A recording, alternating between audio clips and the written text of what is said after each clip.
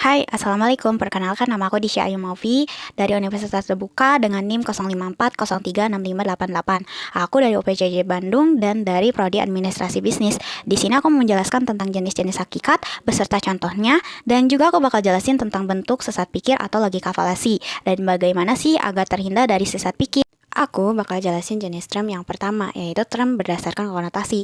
Konotasi sendiri merujuk pada kualitas atau karakteristik yang terkandung dalam suatu term, yang membedakan objek yang ditunjuk dari objek lain. Jenisnya ada dua.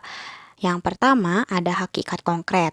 Hakikat konkret menunjuk ke hal suatu kenyataan yang berkualitas seperti bentuk dan berat. Hakikat konkret bereksistensi, yaitu seperti waktu tertentu.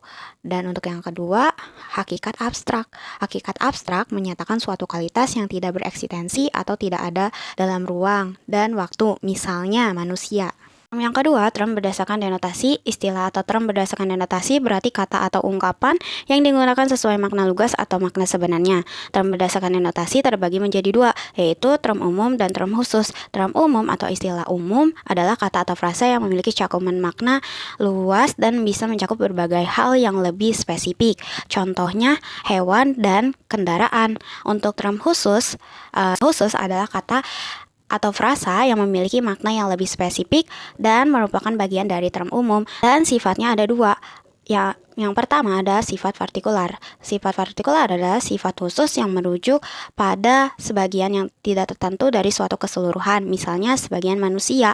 Dan untuk sifat yang kedua yaitu singular, sifat khusus yang menunjuk pada suatu hal atau suatu himpunan yang mempunyai hanya satu anggota, misalnya Presiden pertama Republik Indonesia. Term yang ketiga yaitu term berdasarkan predikamen.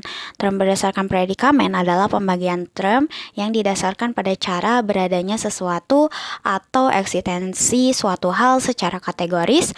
Term berdasarkan predikamen dibedakan menjadi dua, yaitu predikamen substansi merupakan hakikat zat yang terdapat dalam diri dan dapat berdiri sendiri, contohnya manusia. Untuk yang kedua, predikamen eksidensia. Predikamen eksidensia merupakan sifat atau keadaan yang melekat pada substansi yang tidak dapat berdiri sendiri. Contohnya kualitas, kuantitas, aksi, dan juga relasi. Pikir atau logika falasi ada kekeliruan dalam penerapan atau berpikir yang membuat argumen tanpa logis, padahal sebenarnya tidak valid atau menyesatkan. Contoh sesat pikir yang terbagi menjadi tiga. Yang pertama ada sesat pikir formal. Sesat pikir formal merupakan kekeliruan penalaran berdasarkan bentuk atau sering disebut sesat pikir menurut logika. Salah menganggap kebalikan dari implikasi adalah benar. Contohnya, peserta kursus adalah mahasiswa atau guru, dan ternyata mahasiswa yang kursus berarti dia bukan guru. Dan untuk contoh yang kedua yaitu sesat pikir verbal. Sesat pikir verbal merupakan kekeliruan penalaran berdasarkan kata-kata atau kebingungan makna kata atau bahasa. Sering terjadi karena ambiguitas ataupun kata bermakna ganda. Contohnya, anak melihat dengan teropong. Ketiga adalah sesat pikir material. Sesat pikir material merupakan kekeliruan penalaran berdasarkan isi, yaitu menyangkut kenyataan-kenyataan yang sengaja atau tidak sengaja disesatkan. Contohnya, mengamati sekeranjang apel yang dijajakan di tepi jalan dan melihat sekelompok apel di atas cukup besar-besar. Bagaimana sih cara terhindar dari sesat pikir? Yang pertama, periksa argumen secara kritis atau fokus dalam memeriksa kebenaran dari isi argumen tersebut. Yang kedua, cari bukti yang kuat. Jangan terima klaim hanya karena otoritas atau mayoritas. Yang ketiga, berlatih berpikir kritis. Selalu tanyakan kenapa dan bagaimana dari setiap argumen. Yang keempat, menggunakan logika yang jelas dan juga konsisten.